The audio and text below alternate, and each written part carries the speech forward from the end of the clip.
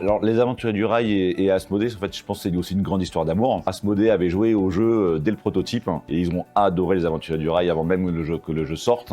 Donc, c'est un jeu qui était vraiment très travaillé par Asmodée. Il y a eu beaucoup de jeux de connexion, jeux de réseau. En fait, c'était déjà un type de jeu qui était assez fréquent, on va dire, dans les années 80-90. Et je pense que la beauté, quelque part, d'Aventuriers du Rail, c'est qu'il a rendu ce jeu facile. Les jeux de connexion étaient assez difficiles, je pense, où il y avait des enjeux qui étaient beaucoup plus complexes. Aventuriers du Rail, de par sa simplicité, de par le fait qu'on puisse faire une seule action par tour, très rapide, avec un réseau qui n'est pas si dense que ça. Je pense que oui, c'est le premier jeu de connexion grand public quelque part, hein.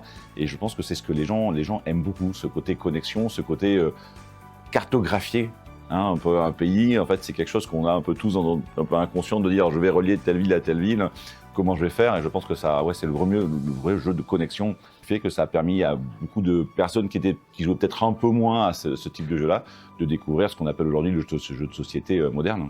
Et je pense qu'on arrive, après une vingtaine d'années, à quelque chose qui devient un peu transgénérationnel. C'est-à-dire que les jeunes générations de l'époque le portent avec eux et ils vont laisser leurs enfants le porter. Donc ça, c'est vraiment quelque chose qui se transmet. Et puis après, il y a aussi un aspect très fort, c'est qu'on a continué à travailler sur la gamme.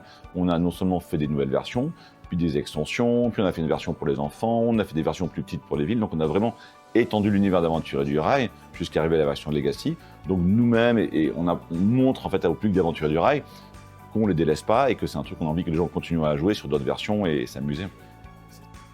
L'intérêt des déclinaisons Aventuriers du Rail, c'est que par exemple sur une boîte comme Aventuriers du Rail Paris, on va s'adresser à un nouveau public qui va chercher peut-être des jeux un peu plus courts, qu'on a envie de jouer au moment de l'apéro, où on n'a pas forcément une soirée entière pour jouer. Et puis après, il y a des jeux comme Legacy, qui ont sorti assez récentes, qui va un peu faire l'inverse, qui va montrer aux gens qui ont connu Aventuriers du Rail il y a peut-être 10 ans, 20 ans, que maintenant Aventuriers du Rail peut aussi évoluer en termes de complexité, peut offrir quelque chose qui est un peu plus long, avec des mécaniques plus modernes, et aller s'inspirer d'autres jeux de type Legacy, avec cet aspect de campagne, un peu de narratif, et tout en restant dans cette simplicité mécanique, encore une fois, des règles très très simples, proposer une expérience un peu plus complexe, un peu plus en profondeur, avec des ressorts qu'ils n'avaient jamais vus en termes de narration et de gameplay.